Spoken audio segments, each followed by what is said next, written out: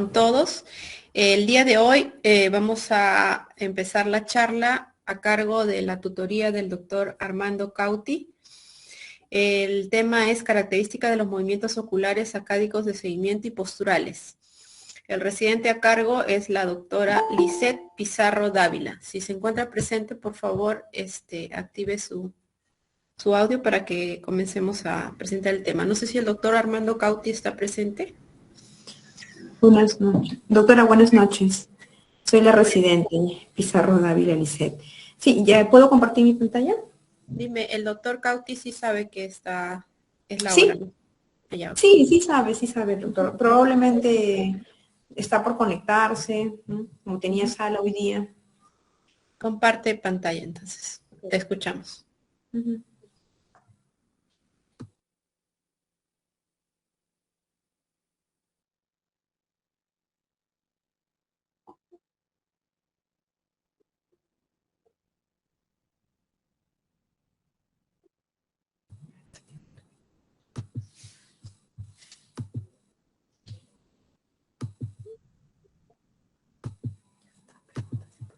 Ya. Buenas noches con todos. En primer lugar, ¿pueden ver mi pantalla? Sí, pero falta maximizar tu pantalla. Sí. ¿Qué creo? Dame un ratito, doctora, por favor. Aquí. Muy bien.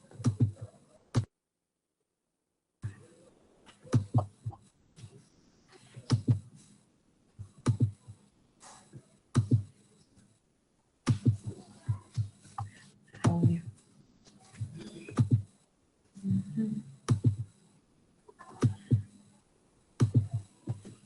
Ahora, doctora. Y ahora sí. Ya, buenas noches con todos. Soy la residente de segundo año del Hospital María Auxiliadora. Y mi asesor es el doctor Armando Cauti Ramón y esta noche me ha tocado exponer sobre las características de los movimientos oculares, sacádicos de seguimiento y posturales. Bueno, empezaremos hablando sobre los músculos extraoculares, ¿no? Los cuales es muy importante, ¿no?, para el desarrollo de esta charla. Y que ya se ha tratado en las dos charlas anteriores, de los 2 días anteriores, ¿no? Recordemos que existen 3 pares de nervios craneales, los cuales van a inervar a los músculos extraoculares, ¿no? Estos son el motor ocular común, que es el más importante, ya que inerva al músculo recto superior, el cual se encarga de dirigir el globo ocular hacia arriba, al músculo recto inferior, que dirige el globo ocular hacia abajo, al músculo recto medial, que dirige el globo ocular hacia el centro, ¿no?, o hacia el campo nasal, y el músculo oblicuo inferior, que causa la desviación de la mirada hacia arriba y hacia el centro, y el músculo elevador de los párpados. El segundo nervio craneal es el troclear, el cuarto nervio craneal, el cual inerva el músculo oblicuo superior, que causa la intorsión de la mirada. Y el tercer nervio craneal vendría a ser el abductor, el sexto nervio craneal, que inerva el recto lateral y que causa la abducción de la mirada hacia afuera, ¿no? O sea, hacia la región temporal, ¿no?, como podemos ver, ¿no? Y también muestro un cuadro, ¿no?, que indica las posiciones de la mirada, ¿no?, primaria, secundaria, las primeras principales funciones, como ya lo hemos visto en las clases los días anteriores. En cuanto a la motilidad ocular, es 50 grados a nivel horizontal, 42 grados vertical hacia arriba, 48 grados vertical hacia abajo, 30 grados torsional. Existen diferentes tipos de movimientos oculares, ¿no?, los cuales se van a diferenciar según su estabilización de la mirada en vestíbulos oculares y optocinéticos, según su desplazamiento de la mirada en sacádicos de seguimiento, que es lo que vamos a desarrollar esta noche, y según su fijación binocular en tremores, fluctuaciones y microsacádicos. Entonces empezamos con los movimientos sacádicos. Son aquellos que producen una desviación conjugada de la mirada, es decir, que ambos globos oculares se van a conjugar o van a coordinar, ¿no?, para dirigirse hacia un punto particular del campo visual, todo esto desencadenado por un estímulo, ¿no? Que puede ser lumínico o de tipo sensitivo o auditivo, como los hemos visto en los días anteriores. En cuanto a los movimientos sacádicos, estos sirven para lo que es la activación del músculo agonista e inhibición de los músculos antagonistas, como vamos a ver más adelante. Solo se presentan en los músculos rectos.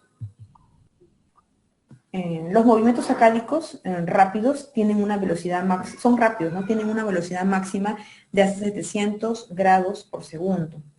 Su velocidad va a aumentar mientras la amplitud aumenta. Están presentes desde la primera semana de vida y son generados en la corteza frontal. Van a existir dos tipos de sistemas. Uno de inicio voluntario, que está encargado de lo que es las refinaciones intencionadas, es decir, que será como una respuesta a determinadas órdenes, y el otro tipo es de tipo involuntario, ¿no? Que es producido en dirección a un determinado estímulo. Es decir, cuando escuchamos, por ejemplo, un ruido y volteamos rápidamente la cabeza. Los componentes de los movimientos sacádicos son dos fundamentalmente. Uno es la amplitud, ¿no? Que se refiere a qué tan lejos van a dirigirse nuestros ojos, ¿no? Para la conducción, como respuesta para alcanzar este estímulo, y el otro es la dirección, es decir, hacia qué lado van a dirigirse los ojos para alcanzar dicho estímulo. Entonces, por ejemplo, acá podemos observar, ¿no? Al músculo recto lateral, ¿no? Que es encargado de la abducción y que es generado por el sexto par, que se vendría a ser la respuesta motora, y aquí en verde podemos ver, por ejemplo, a múltiples espigas, ¿no? A nivel axonal, que se van a desencadenar ante un determinado estímulo en el campo visual, ¿no? Y van a dar por tanto una respuesta axonal que es inmediata, y que podemos ver, por ejemplo, aquí en celeste, que como parte de esta acomodación que se va a dar esta respuesta, va a existir un determinado, que se llama un periodo de latencia, que se refiere a lo que es la integración, ¿no? De este sistema lumínico dentro del sistema nervioso central, y que va a generar una respuesta motora, ¿no? Como podemos ver con el resto lateral. En cuanto a los movimientos sacádicos, en cuanto a su velocidad, esta va desde 30 grados a 700 grados por segundo, con una amplitud de 0.5 grados a 40 grados. No disminuyen la velocidad por fatiga neuromuscular y se va a dar desde un estímulo visual a la fijación, y esto va a ocurrir en unos 250 milisegundos. En cuanto a la exactitud, tenemos que hay bajos grados de dismetría, los cuales van a ser normales hasta 10 grados, y generalmente esta sacada correctiva va a tardar entre unos 100 a unos 130 milisegundos. En cuanto a la visión, estos movimientos sacádicos no se van a durar durante el movimiento, no va a haber una visión borrosa, ¿no? Y hablamos de supresión sacádica cuando hay una elevación del umbral de detección de luz, y de enmascaramiento visual, cuando hay un enmascaramiento visual se va a eliminar la percepción de la visión borrosa. En cuanto, acá por ejemplo tenemos un cuadrito para ver lo que son parámetros, ¿no? Los parámetros que como movimientos sacádicos en asociación o en relación con lo que es la fijación visual, ¿no? La máxima, ¿no? Que se refiere a 30 grados de desplazamiento superiores y que requiere movimientos de la cabeza, ¿no? La duración, por ejemplo, de unos 30 a unos 20 milisegundos, según sea la amplitud de este desplazamiento.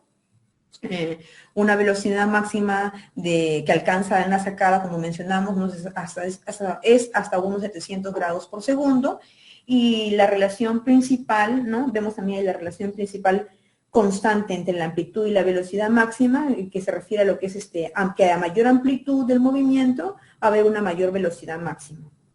El término de latencia o tiempo de reacción sacádica se refiere al tiempo entre la aparición de un estímulo y el inicio de una sacada, que puede ser entre unos 180 a unos 130 a unos 300 milisegundos. El periodo refractario motor se refiere a unos 100 a 200 milisegundos siguientes al término de una sacada. Y el tiempo mínimo de fijación desde unos 200 a unos 350 milisegundos que comprenden el periodo refractario motor. Por ejemplo, acá tenemos un diagrama de lo que vendría a ser un movimiento sacádico, ¿no? Ahí tenemos que ante un estímulo lumínico, ¿no? Los ojos de forma automática se van a dirigir hacia este estímulo, ¿no? Por ejemplo, este estímulo viene de izquierda hacia derecha, ¿no? Así tenemos que el ojo, entonces, izquierdo va a contraer al músculo recto lateral y el ojito derecho va a contraer a su músculo recto medial, ¿no? Y de esta manera se va a producir una desviación conjugada de la mirada hacia la izquierda, ¿no? Bueno, este esquema nos sirve para, acá vemos, ¿no?, que la corteza visual frontal o el área 8 de Brodmann, ¿no?, tiene múltiples conexiones complejas con diversas porciones corticales, ¿no? Y que es importante, ¿por qué? Porque acá lo que es el control, el área 8 de Brodmann es el que nos va a dar el control central de la mirada, ¿no? Entonces también podemos ver acá que si bien es cierto que el mayor control de los movimientos oculares, sacádicos, horizontales, especialmente los intencionales, se encuentran en los campos oculares frontales del área 8 de Brodmann, cada hemisferio también tiene un campo, ¿no?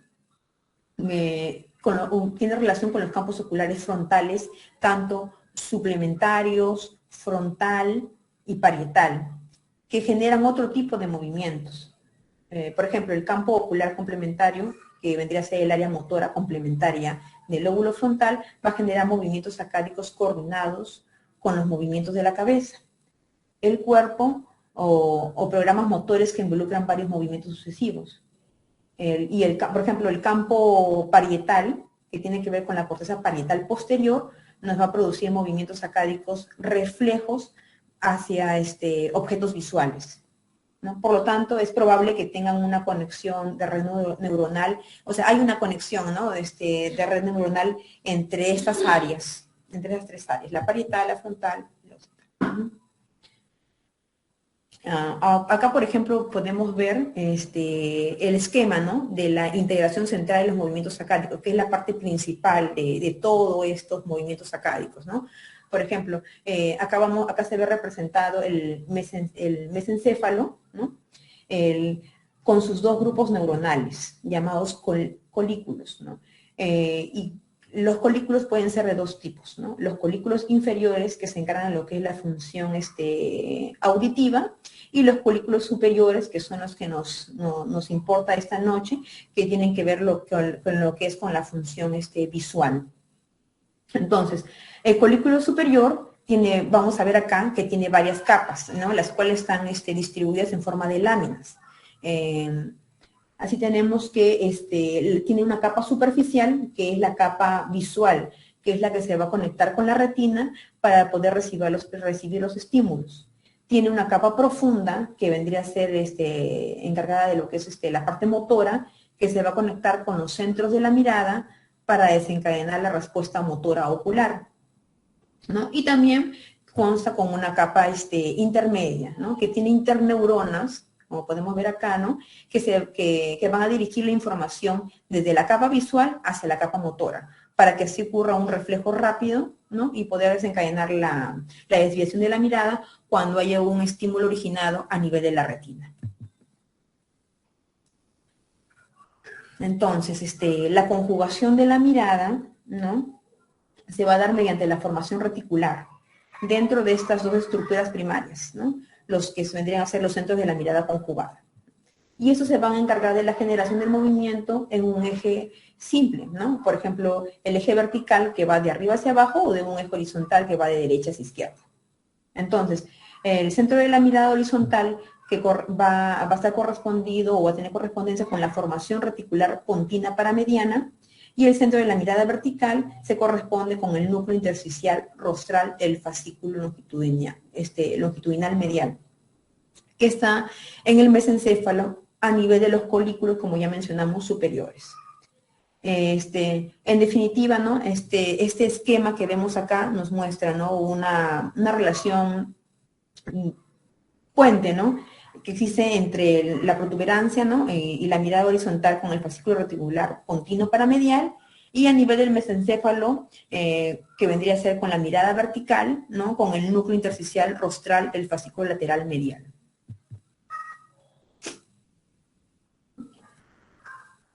Aquí tenemos un esquema de la mirada conjugada horizontal, donde podemos ver que el estímulo que se dirige hacia el lado derecho, es decir, de ambos globos oculares, ante un estímulo se van a dirigir, por ejemplo, acá hacia el lado derecho, ¿no? Para poder localizar dicho estímulo. Entonces acá podemos apreciar cómo el ojo derecho contrae al músculo recto lateral y el ojito izquierdo contrae al músculo recto medial. Es decir, ante un estímulo, el conículo superior integra de forma rápida el estímulo captado por la retina y de forma inmediata lo envía hacia el fascículo reticular continuo paramedial, ¿no? Y esta comunicación, ¿no? Esta comunicación con se va a comunicar con el núcleo del sexto, en este caso con el del sexto nervio craneal, ¿no? Del mismo lado, o sea, del lado derecho, ¿no? Para producir una contracción del músculo recto lateral y de esa manera causar que el ojo se vaya hacia el lado derecho. Y se comunica mediante el fascículo lateral medial con el núcleo ocular común, es decir, el tercer nervio craneal, específicamente con su subnúcleo del músculo recto medial, para que se contraiga, ¿no? Y el ojo izquierdo se vaya hacia el lado contralateral, es decir, hacia el lado derecho, ¿no? Por lo tanto, el fascículo reticular continuo paramedial va a funcionar, en este caso, como mencionado, como un puente, ¿no? Como un puenteo entre el músculo recto lateral del mismo lado y el músculo recto medial del lado contrario. Aquí vamos a ver, en cuanto a la inhibición de los músculos contralaterales, ¿no? Vemos que si se estimulan ambos músculos para dirigir la mirada hacia un lado, tenemos que inhibir los músculos contralaterales para poder fijar la mirada en dicho estímulo, ¿no? Ahora que si se dirige hacia la izquierda, por ejemplo, entonces vamos a tener que el fascículo reticular continuo paramedial y el fascículo longitudinal medial van a hacer que los ojos se dirigen hacia el lado izquierdo, ¿no? Así tenemos que el ojo izquierdo entonces va a contraer al músculo recto lateral y el ojito derecho va a contraer al músculo recto medial. Entonces, necesitamos entonces que los músculos contralaterales de esta manera van a ser inhibidos, ¿no? El ojo izquierdo va a inhibir al músculo recto medial y el ojito derecho va a inhibir al músculo recto lateral. Todo esto es gracias a la formación reticular pulvar. Esto quiere decir, ¿no?, que la formación reticular va a jugar un papel muy importante en cuanto a lo que es la estimulación, como vimos en la diapositiva anterior, y la inhibición, como lo estamos viendo ahora, ¿no?, de los músculos extraoculares. En cuanto a la conjugación vertical, por ejemplo, tenemos acá que si la mirada se va hacia arriba, las neuronas del núcleo intersticial rostral de este fascículo longitudinal medial se van a proyectar ipsilateralmente al complejo nuclear del tercer nervio craneal, o sea, del óculo motor. Y allí estas fibras se van a dividir con algunos cruces a este nivel para poder inervar bilateralmente los subnúcleos del recto superior y del oblicuo inferior. Entonces, el núcleo intersticial rostral envía fibras eferentes a ambos núcleos intersticiales cajales, ¿no?, que es este núcleo intersticial cajal, un integrador neuronal para la mirada vertical, ¿no?, que va a permitir que se crucen, ¿no?, estas fibras dentro de la comisura posterior para después ir al complejo oculomotor, ¿no?, pero ya del lado contralateral, y los núcleos recto superior e oblicuo inferior. Entonces, y eso es con la mirada hacia arriba. Ahora, que si la mirada es hacia abajo, cada núcleo intersticial rostral va a inervar al subnúcleo del recto inferior ipsilateral, o sea, del tercer nervio craneal, y al oblicuo superior del núcleo del cuarto nervio. Y acá vamos a encontrar unos axones, ¿no? A nivel del núcleo intersticial cajal, como mencionamos hace un momento, ¿no? Que van a permitir que se crucen a través de la comisura posterior y luego inerven el subnúcleo del recto inferior contralateral y al oblicuo superior del núcleo del cuarto nervio craneal. En cuanto a los movimientos de seguimiento, existen dos tipos, ¿no? Los magnocelulares y los parvocelulares, ¿no? Los magnocelulares se encargan de lo que es el movimiento y el análisis espacial, y los parvocelulares de la forma y la percepción de los colores.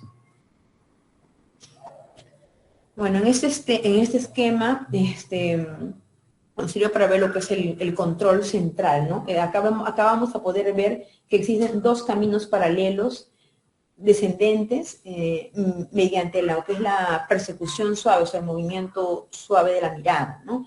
Acá vamos a ver que las señales corticales surgen de la unión occipito-temporal parietal en las áreas de Brodmann 19, 37 y 39, ¿no? Y estas van a ser homólogas, ¿no? al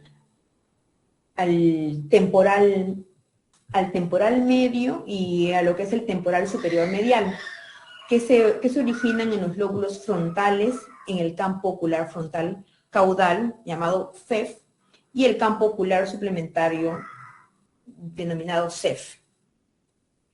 Estas vías descendientes se conectan ipsilateralmente con regiones en la protuberancia, a nivel del núcleo pontino dorsolateral, y el núcleo reticularis tegmentis pontis. Y a partir de aquí se van a producir una doble decusación y van a inervar estructuras cerebelosas contralaterales, como el flóculo, el paraflóculo, el vermis y el núcleo fastigial. Esas estructuras van a enviar fibras inhibidoras a través del pedúnculo cerebroso inferior al núcleo vestibular medial. Y es núcleo vestibular medial que va a excitar al núcleo contralateral del abducens, o sea, del sexto nervio.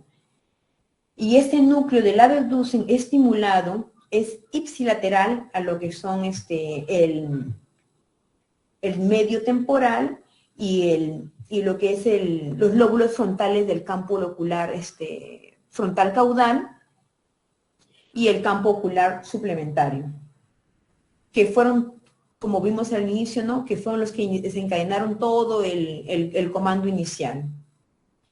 Y así, desde los núcleos vestibulares, las eferentes viajan directamente a los núcleos motores oculares, de modo que se pueden mantener una nueva posición del ojo. Tenemos que entender que ese sistema de persecución suave es independiente del fascículo reticular pontino paramedial, por lo que si la persecución se ve afectada, los movimientos acádicos pueden evitarse y viceversa. Acá, por ejemplo, vemos lo que es el nistagmus optocinético, ¿no? Que es un movimiento de los ojos de persecución lenta, que es seguido de un movimiento sacádico correctivo rápido y va a ocurrir cuando el campo visual circundante se va a mover sobre la retina, ¿no? Y vamos a poder verlo fácilmente al lado, por ejemplo, cuando examinamos al paciente al lado de su cama, ¿no?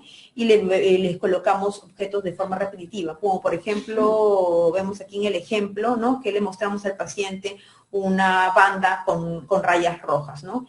Y que vamos a poder ver, bueno, lamentablemente acá hay un video que no creo que no está cargando, ¿no? Donde podemos ver. Sí,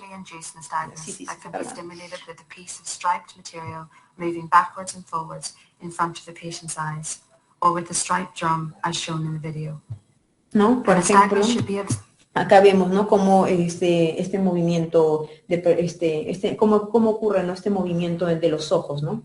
El de nistagmus. En cuanto al reflejo optocinético, Esto es es una oscilación conjugada y rítmica de los ojos, que se da como respuesta al movimiento del campo visual, y que van a existir dos fases.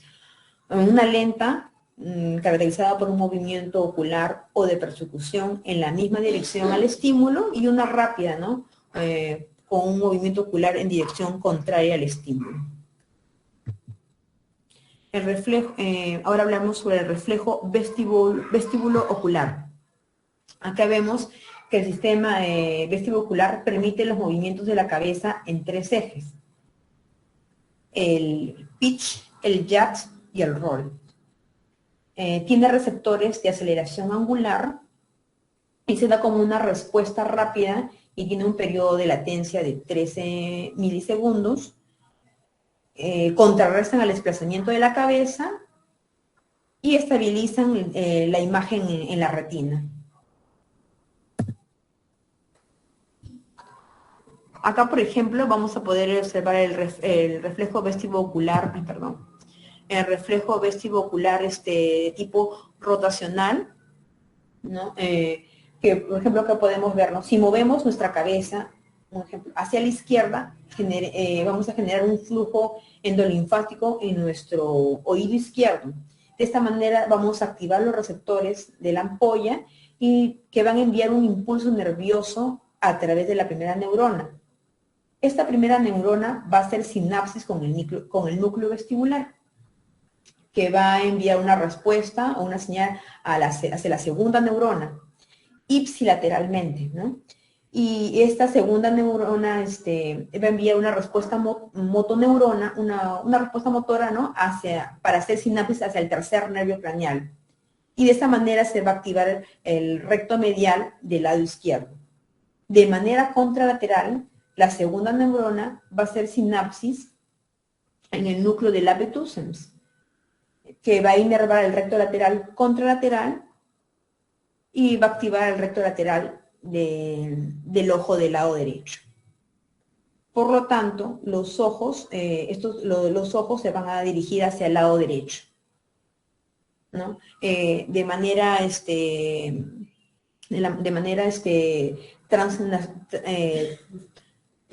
translacional, el reflejo vestibulocular, vamos a ver que va a haber un desplazamiento lateral de la cabeza hacia adelante y hacia atrás. En el lado derecho, por la inercia generamos un movimiento otocolial que va a despertar a los cilios y va a generar un impulso nervioso. De esta manera se va a generar que la primera se va a activar la primera neurona del núcleo vestibular y se va a generar la segunda y se va a activar la segunda neurona, pero esta no se va a decusar, sino que va a seguir de manera ipsilateral y va a hacer sinapsis hacia el núcleo del sexto nervio craneal, el cual se va a dividir, ¿no? E inervar al recto medial del lado izquierdo y el recto lateral del lado derecho, ¿no? De esta manera se va a generar un movimiento de tipo compensatorio. Bueno, eso es todo lo que he podido compartir esta noche. Muy bien, doctora Pizarro, ¿no? Buenas noches a todos, ¿no? Yo quisiera preguntarte, ¿cuál es la importancia, ¿no?, de los movimientos sacáicos y de los movimientos de seguimiento, ¿no? No sé, ¿qué más podrías comentar? A ver.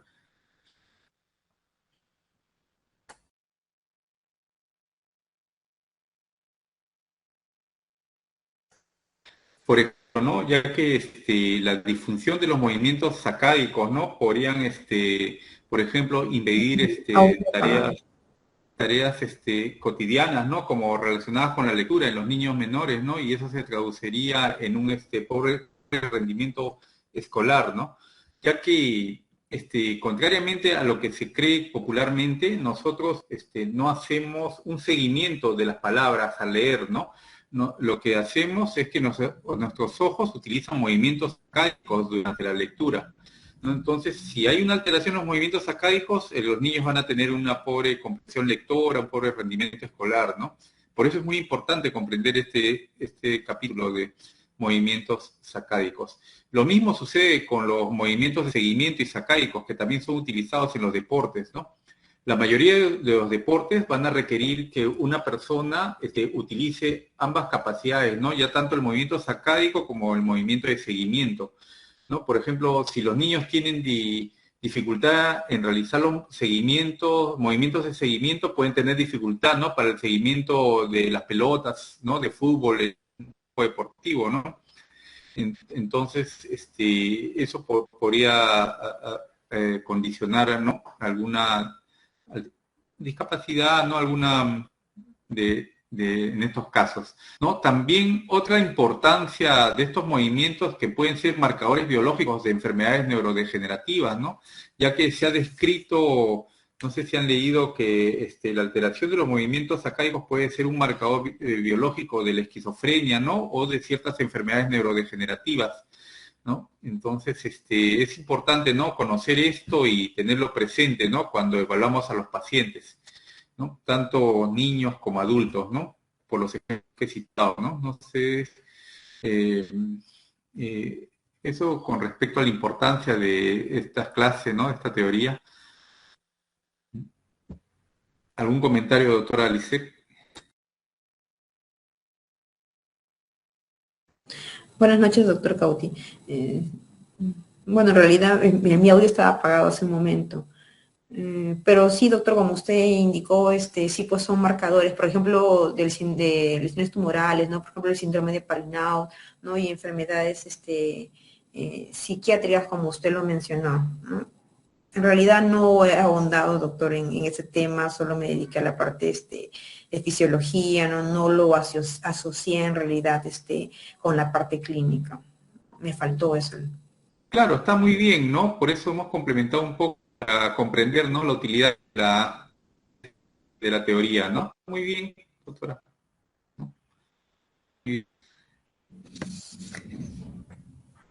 Bueno, muchísimas gracias. Muchísimas gracias por el aporte y el tiempo, doctor Armando Cauti. No sé si doctor Chafloque quiere acotar algo más.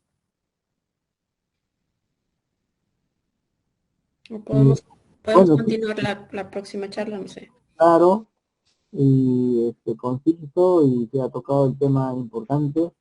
El aporte que ha hecho el doctor Cauti también refuerza un poco más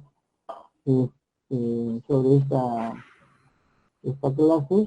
Y bueno, es importante pues lo, como digamos parte de la especialidad que hacemos en pediatría es que el desarrollo de los movimientos sacádicos en los niños lactantes es muy bueno evaluarlos para ver la integridad del sistema visual macular, sobre todo cuando la mácula ya está desarrollada. Ustedes lo pueden hacer tanto con un objeto como también con un sonido, ¿no? Una chicharrita, desplazan la pizarra en Z, en X, y el niño va a mover rápidamente los ojos y va a hacer unos movimientos sacádicos, demostrando la integridad pues del inicio de una buena madurez macular bifobiolar.